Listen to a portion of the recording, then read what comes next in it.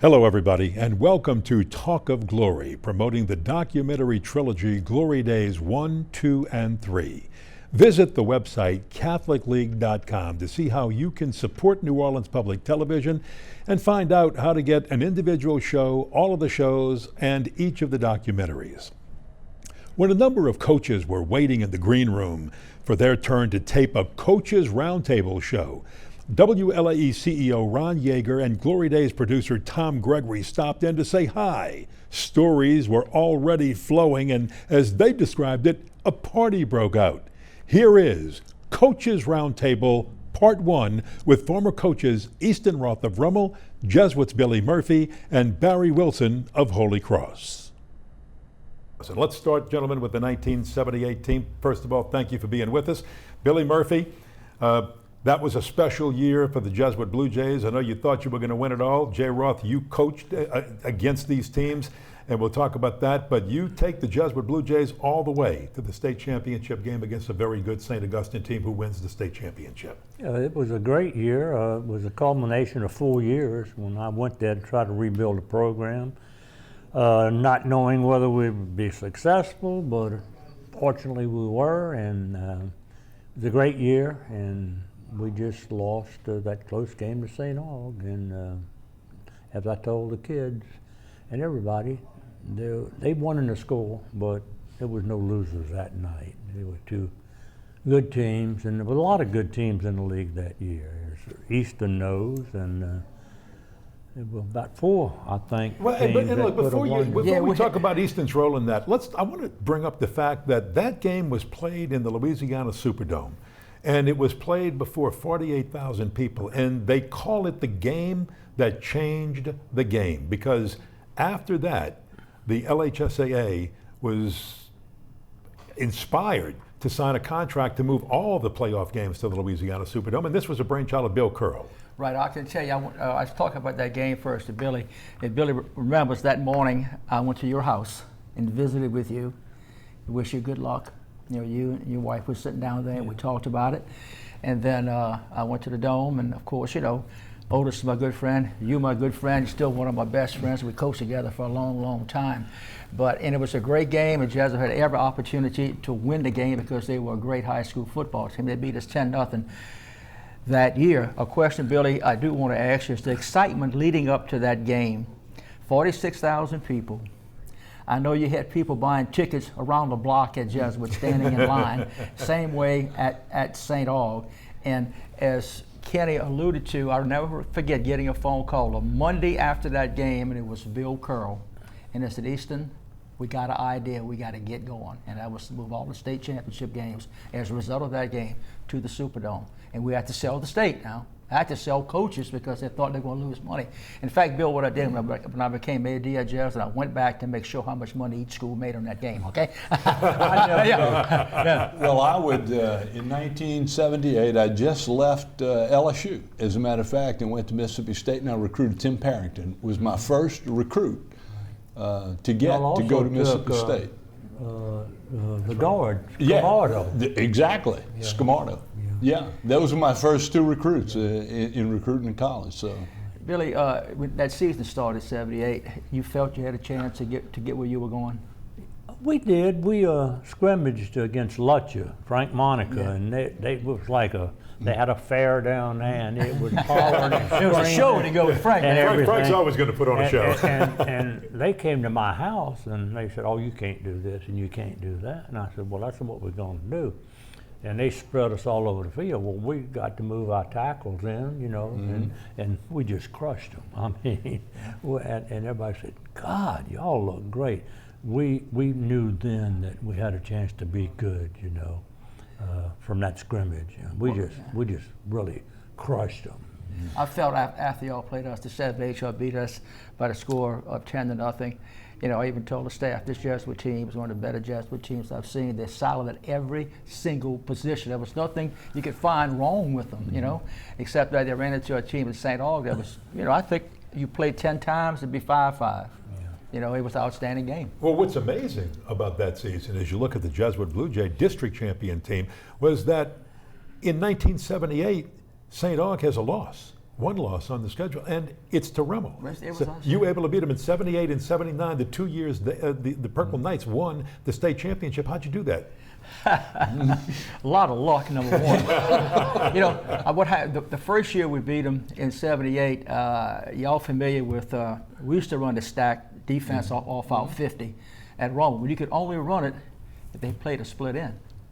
If they got in two tight ends, we got in two tight ends, so they stayed in that stack. We could run to the weak side all night long, 27 power. And after the game, Otis says, "How don't you always call the right play?" I said, "Coach, I guess we just guessed correctly." You know, and we ended up beating them. In the second year, the same way. You know, they were a solid team, but at Rummel, we always had a lot of success against St. Aug. I don't know why. And Otis would always tell me, you know, I can't stand this. I said, "Otis, neither me, but I'll take it." You know, I will take it. But we did defeat them both years. When I won the state championship next year against Covington in the controversial Otis is not here game with the first down deal, you know, that went against our way. But still, you know, we always played well against St. Aug, and we always had a great relationship with St. Aug, that we did with Jesuit. And one thing you got to remember, the Catholic schools, Barry and Billy will tell you, we played hard football against each other. We got after each other. Yes. But the love and respect the coaches had for each other, from the head coach down to assistant coaches, to me was unparalleled anywhere else in this country. And I believe that's the case. I think I've always said that. As been a coach in the SEC and a coach in high school, it reminds me so much of the SEC, the high school Catholic League. Yeah. That's the way they are.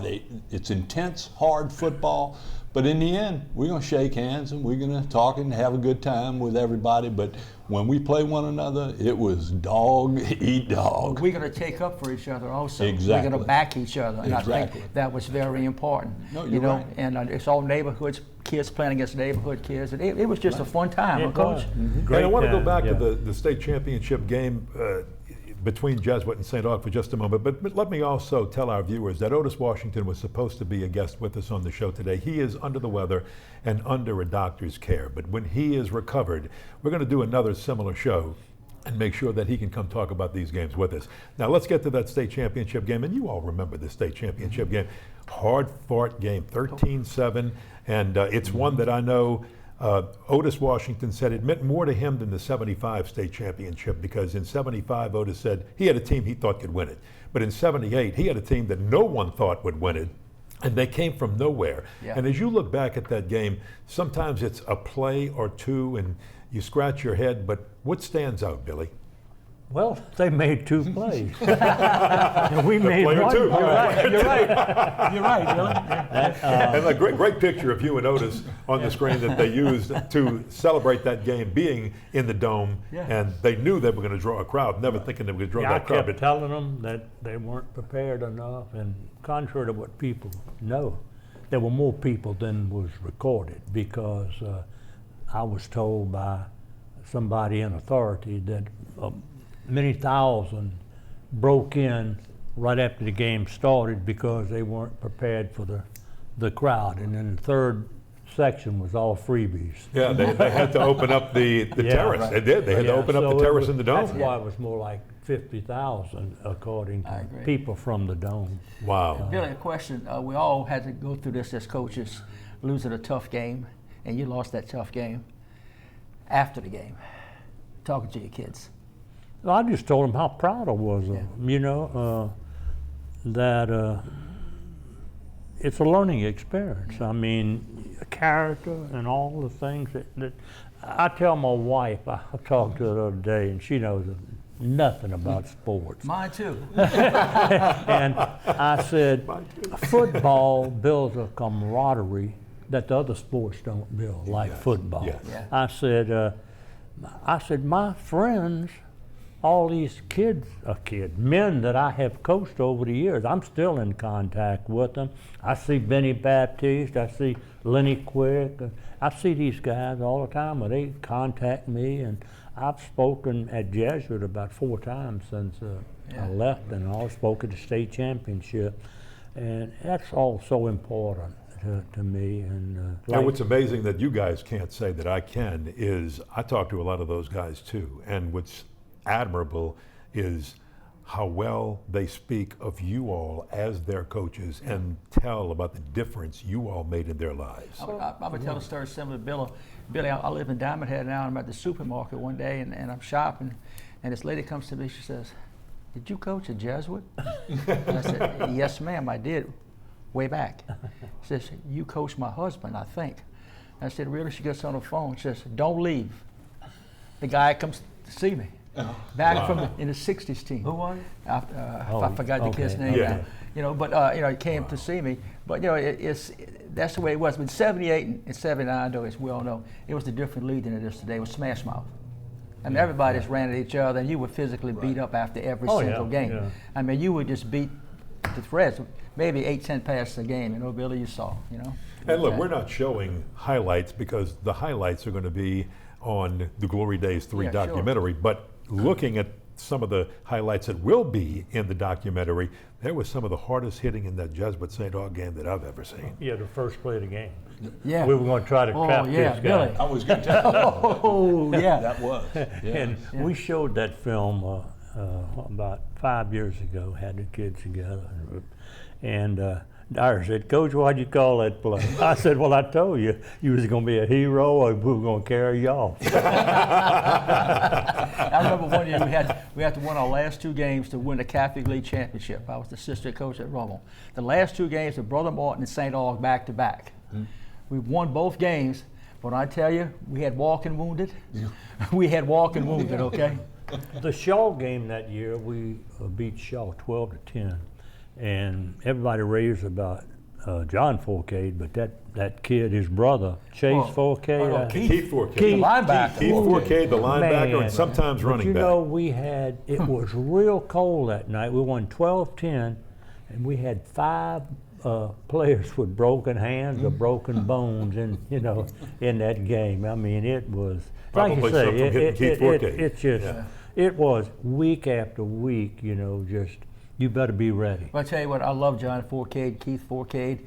Both are great players, but Keith is very special in my heart because his son Chad Forcade played at Roundtable. I know that. Yeah. I know that. And what a career. I looked up to see whose son he was, Yeah. And look, on the next segment, we're going to be talking about Chase and the 2 state championships that he got in 12 and 13 with your son Jay, who was the head coach at that time.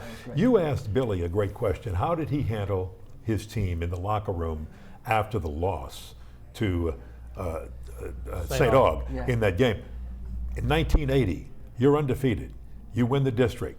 You get all the way to the Dome, and you're playing John Ehret in the semifinals.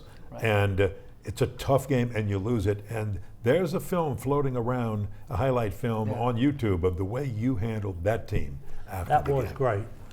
It was emotional. But first of all, John Ehret was a great football team, great coaches, Jesse Dago, Ray St. Pierre, Kenny Farrell. Those guys were coaches, okay? And they had some great players. And our kids played real hard, took us to overtime, and we fumbled. They scored first, which we couldn't stop them from the goal line. They were going to score every time with 2 wide receivers, 1-on-1. But we fumbled and we lost. And the thing about that film, I gave the TV people permission to do it. And I told them they could do anything they want, but not after the game. Win or lose, not after. But they got in there. I didn't realize it until I saw it. But it was a team that we were picked to come out maybe second or last, and we played well. We got some lucky breaks along the way. The ball bounced our way along the way, but after that game, it was just an emotional thing because I was very close to those kids. They were very close to me, and it comes from your heart. It comes from what you believe that those kids did. And it hurt. It hurt me, and it hurt them. And I loved them, and I just said what I felt I should have said to them. Because they needed something. Look, I needed something. Yeah. I needed something, and I'm gonna tell you the story. And the thing I got after the game, I'm walking across the Superdome by myself. I always made sure the locker was spotless. Leave nothing. I'm walking across the field going toward Poydras Street, and I see 2 guys in the end zone with coats over their shoulder. And I walk over there and I said, "Coach, we're here. How you feel? Do you need some help?" I said, "No, it was fine." Charlie Davis, Tulane line coach, and Pete Jenkins. I'll be darned. Yeah. Wow. You know. They were there to help you out. And that's the kind of kids Barry was recruiting, kids off your team. I want to go back to your 1980 undefeated season, because outside of winning a state championship, every coach I've ever talked to said a Catholic League championship was just as or equally important. 1980, you beat everybody, including St. Augustine, for the third time. They win the state championship in 78, 79. As we said, you beat them. In 80, you beat them again. You're undefeated in the regular season. You get all the way to that Errett game. Talk about that season a little bit from your standpoint. Well, number one, I feel this way. Winning the Catholic League championship is number one. I think it is number one, and it was very important. The 1980 season, we felt we were okay in certain spots. We felt they were okay in certain spots. We lose our starting defensive end. He decided to quit football after 3 years. Good player. So we had to take our third linebacker and move him to play defensive end, weak side, dropping the flat and pass and all. Right, St. Germain. Moved him out there, ended up being an MVP in district and MVP in the state of Louisiana. A good move. I had to fight George Ryan over him, but I got him moved, okay? We got on the roll, and, it just bounced our way, bounced our way, bounced our way, bounced our way. We played Brother Martin and with a Hail Mary pass, and, they beat us to a pulp. The one you threw twice. We threw it twice, but the big play in the game, and I saw Jeff Fritcher the other day, he was our fullback. Brother Mormon's playing that split 40 look, and in the final I told Alice, and Rick Gale, I said, look, man, we can't trap him up the middle. And when we tried it the whole game, it's not working. Let's move it down one hole. Let's move it down and trap the defensive end instead of that down guard. First time I ran it, Fritcher breaks down the right sideline all the way to about the 3-yard line, we score. Then we come back and toward the end of the game, and we're down, and Al calls a counter play off the wing tee. We're running to Brother Morton's 47-yard line. Then it prevents it, we break it. So we got 12 seconds left, so we call Hail Mary right. Doesn't work. So I'm on the sidelines, I'm hollering at Jay, and I says, Hail Mary left, left, Hail Mary left, left. He lines up Hail Mary right. Hail Mary right, throws it. St. Pierre goes up, tips the ball. All the long goes behind him, just like we practiced it, grabs it for the touchdown. Now, just after I see it on film. But when the play, everybody's going crazy, and I'm standing next to Rick. And I said, Rick, did we score?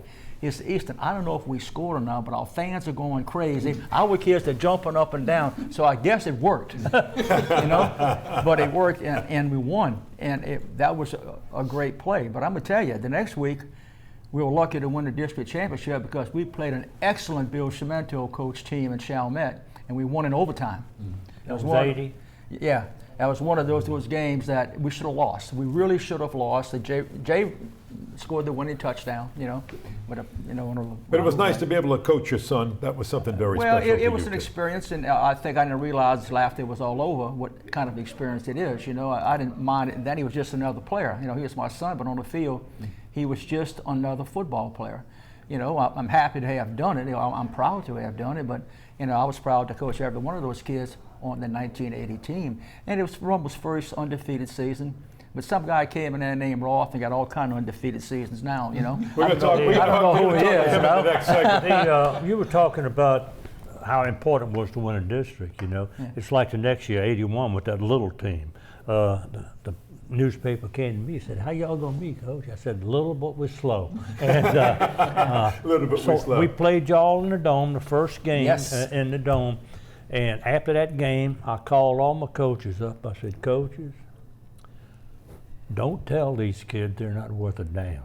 They really think they're good. Don't tell them. We won a district." I mean, the team was, I called us collapsible guards that hadn't collapsed, but they would do anything. They'd go through the wall for you. You see, I'm back with Billy said it. The last year I coached Rumble, the '82 team, we played in the dome. And a newspaper reporter tells me after the game, it's the worst Rumble team I've ever seen. We lost to Destiny. We played 100 players.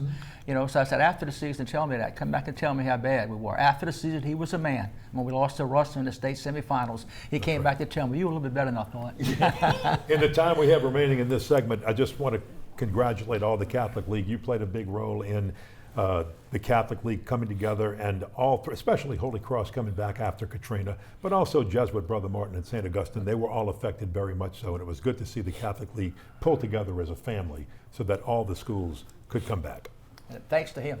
Well, we knew we had to do it. If Yeah. we didn't do it, it wasn't going to be the same. And again, because Holy Cross was totally destroyed, we didn't know how we were going to do it. But with Charlie DeGange and Dr. Joe Murray doing it, and then they gave me a call and said, "Can you get coaches together?"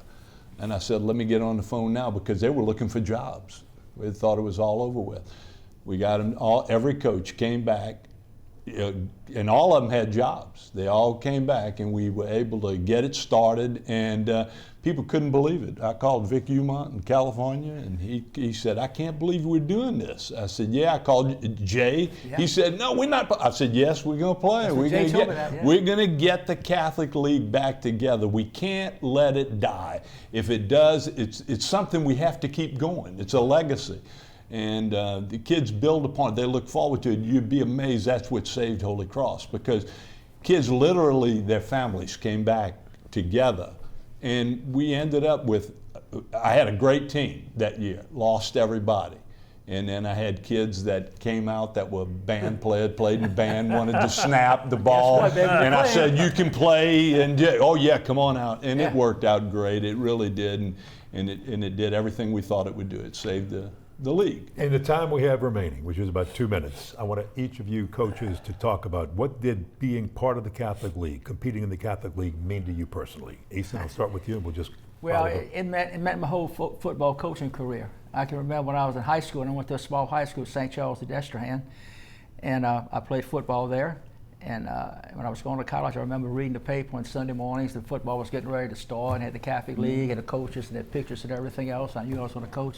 I want to be a part of the Catholic League. And from that day on, my goal was to coach in the Catholic League. I became a head coach. And that way I got to meet this good man right here, this good man right here, and it's the greatest part of my life.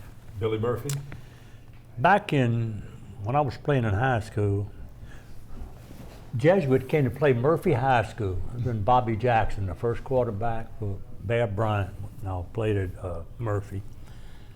And they just tore Murphy up. And I said, "My God, this team, where are they from another planet or what?" And I never thought about coaching there or anything, but anyway, make a long story short, as I left and went to Stanislaus and then to Jesuit, I said, "My God, I have gone to heaven to be in this league." And I still keep up with it, and I'm so proud of what you did in bringing the league back. Great coaches. I see over in Florida have great players, but they're not coached like these teams are coached or anything.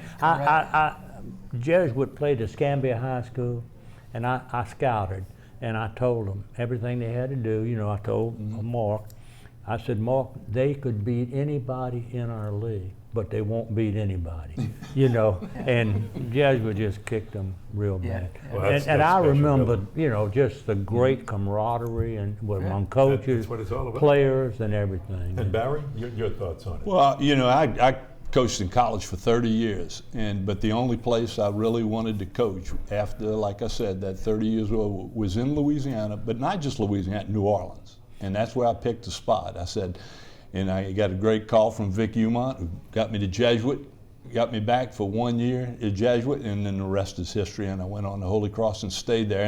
And that's where I wanted to be. And that's the only place I wanted to coach in high school, I said, is in New Orleans, Louisiana. Nowhere else. And like I said, after coaching in college 30, you know where the good high schools are. And I knew we had good high school football in Louisiana. Barry Wilson, Holy Cross. Billy Murphy, Jesuit. Easton Roth, Rummel. Thank you, gentlemen, for sharing your stories, sharing some insight. Can't wait for Glory Days 3, because you'll hear a lot more of this. For instance, the trailer of Glory Days 3, which will get you in the mood for the documentary.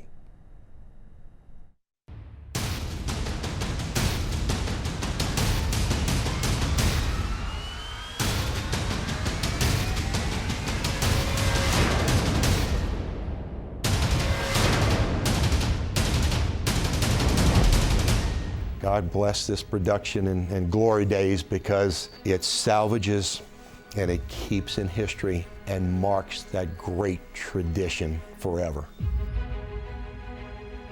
The richness of that narrative was not just the games, but the backdrop, the context within which those games were played. That's what That's the memories. The Catholic League in New Orleans, it's the fabric of the city. It's part of the fabric of New Orleans. The Catholic League's glory gain did not fade with the passing of time. I think the Catholic League brings tradition like no other district. Every school in the league was a rivalry at that time. You know, everyone wanted to be in the Catholic League and they wanted to beat the teams that were in the Catholic League. I think winning breeds winning, and you know, a lot of kids wanted to come to Shaw. New legends were born. Hank Tanner. He was a ball of fire, but he was a guy that had a whole bunch of knowledge, whole bunch of energy. Not a Rumble fan by any means, but I was a Jay Roth fan. The coach, Jay Roth, he does everything. He cuts the grass. I think he even washes the uniforms. I was proud to say my father coached in the league. When I played, I was proud to say I thought the Catholic League was the best in the state. Coach Billy Murphy was, and still is, like a second father to me. Billy Murphy put his shoe up my butt a lot of times, and you know, I think I've turned out decent. Oh, there's always a Bobby Conlon story. Without Coach Conlon, Brother Martin is a high school in New Orleans. With Coach Conlon, it was a lifetime experience that I'll never forget. When they lost at St. Martinville, he cried after that game. The league would change the face of high school football forever. The St. Aug Jesuit game on December 15, 1978. Big St. Aug against Little Jesuit, and here we go. I was scared to death going to that football game. Every hit was a train wreck. I'm willing to bet there was at least 60,000 people in that stadium that night. That's when the Superdome Classic began. That game was going to change high school sports. And the league would help restore faith in a city battered. The history of New Orleans, as we'd known it before 2005, was threatened to be literally washed away. Holy Cross Jesuit continuing to play was a sign that Katrina will not wipe us off the face of the earth. Even though I played in a state championship game in front of 30,000 people in Tulane Stadium, but the mere fact that we played the Katrina game ranks above that. The city was on its way. It's on its way back. You know, it's a way of life. You must have high school football. When you watch the documentaries, it's that web that pulls us together to kind of create that common bond. That's very important to the city, to the fabric of the city and who we are as our identity. The journey continues and the story grows. Stories about those who on the fields of the Catholic League left behind them not just their all, but their glory.